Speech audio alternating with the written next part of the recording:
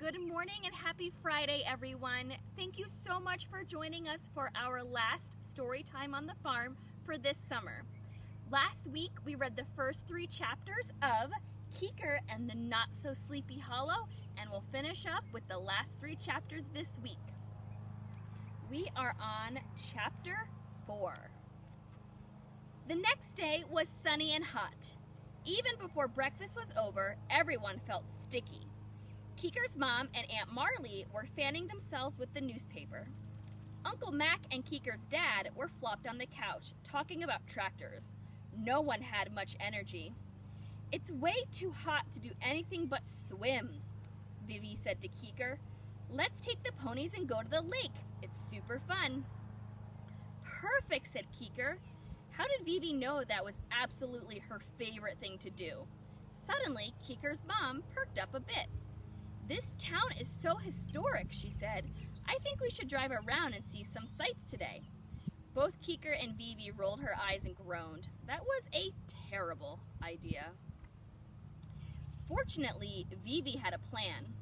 "Go and see sights with your mom, and we can go to the lake later on this afternoon. I'll get the ponies ready and get our bathing suits and stuff. Just meet me behind the barn as soon as you get back." That was the great thing about bossy cousins. They were so well organized. Keeker's mom bustled around getting maps and directions to all the historic sites. "Where's your dad?" she asked Keeker. "Does he want to come?" Keeker's dad was hiding out in the basement with Uncle Mac. Very sneaky. Keeker and her mom piled into the truck and headed into town. They looked at a bunch of old houses, an old church, and even an old mill. Keeker felt as if her eyeballs were going to pop if she had to see even one more thing. "Mom," Keeker said, "can we please go back? I'm supposed to meet up with Vivi." "Don't you want to see Washington Irving's house?" asked her mom. Washington Irving was a famous author who lived near here in the 1800s. He wrote a story called The Legend of Sleepy Hollow. Sleepy Hollow? So it was true. Keeker decided one more sight might not be so bad after all. At Washington Irving's house, Keeker learned all about the Sleepy Hollow story. For one thing, she learned that the Headless Horseman was the ghost of a soldier who had lost his head in the Revolutionary War. According to the legend, he was haunting Sleepy Hollow as he tried to find it.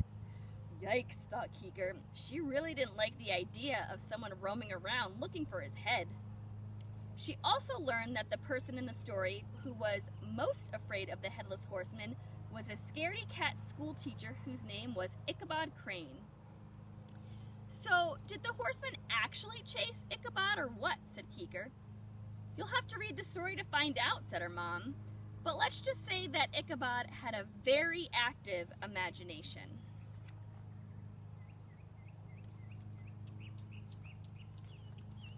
Chapter 5.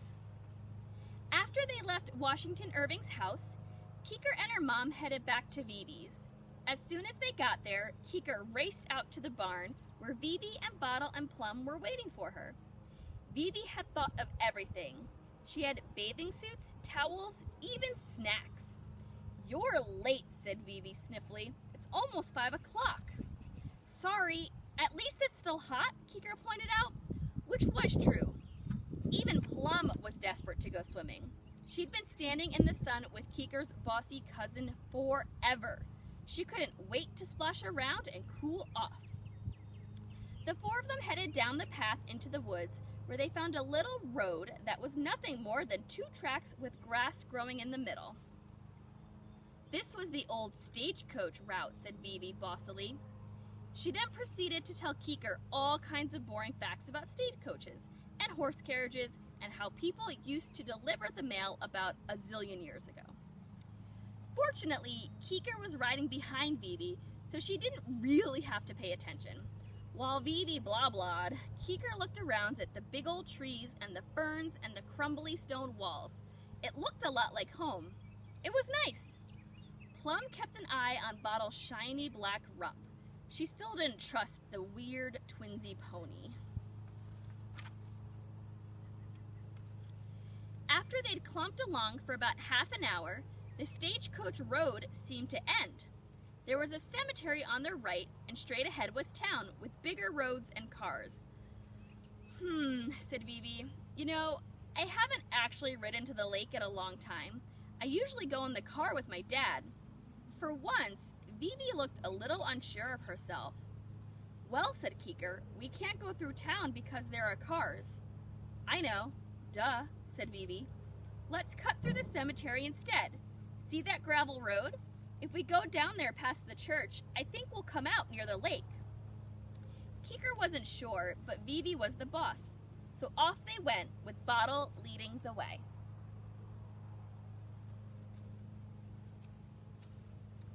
On the far side of the church, the gravel road continued into a small patch of woods. Bottle and Plum stopped, peering suspiciously into the tangle of dark, scraggly trees. Vivi clucked at Bottle. Let's keep going, she said. I really want to go swimming, don't you? Plus, we've got this far. Come on. Keeker wasn't so sure. The woods reminded her of the Sleepy Hollow story. It's getting so late, said Keeker. Don't be a baby, said Vivi. They kept going. Inside the woods, it was dim and quiet. The trees seemed to press in toward them as they rode by. And even though they were close to town, they couldn't hear a single car. Plum stayed right behind Bottle. They went farther, and it got darker. Something swooped across the road in front of them. A branch brushed Plum's ear. Bat, thought Plum. She was glad no one could see that her eyes were bugging out.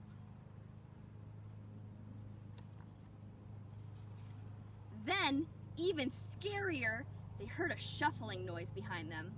Both ponies wheeled around and saw something standing in the road. Something with 4 legs and a lumpy-looking rider.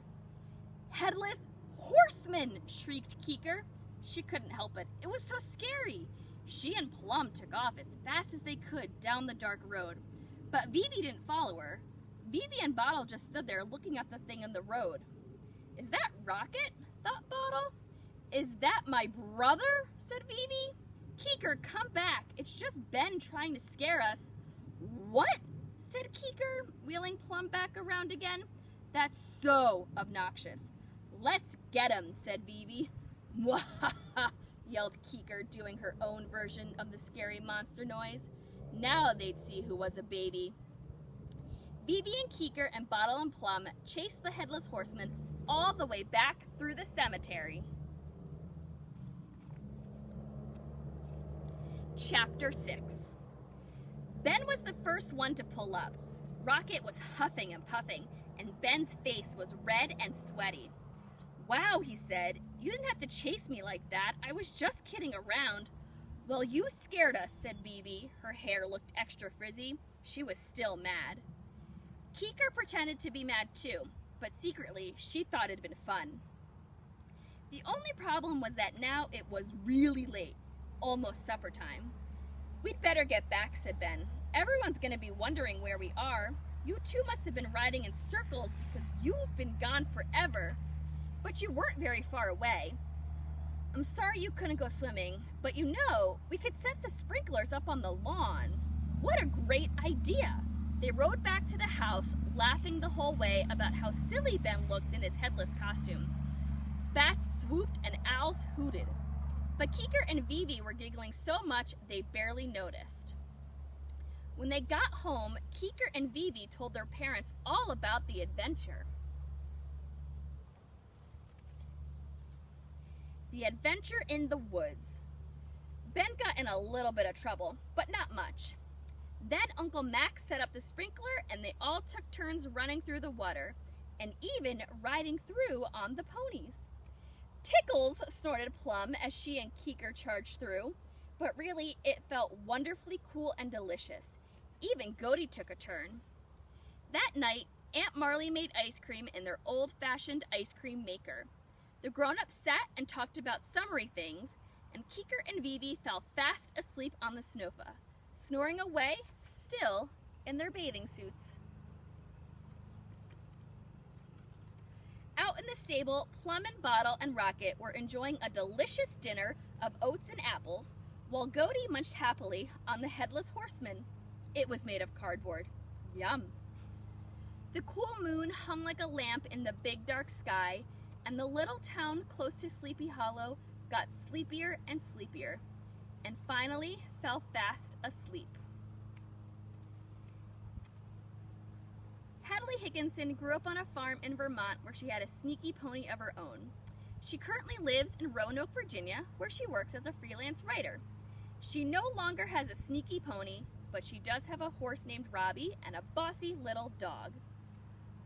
Thank you guys so much for joining us this summer for Storytime on the Farm. We hope that you've enjoyed it as much as we have producing it, and we hope to see you guys back here real soon.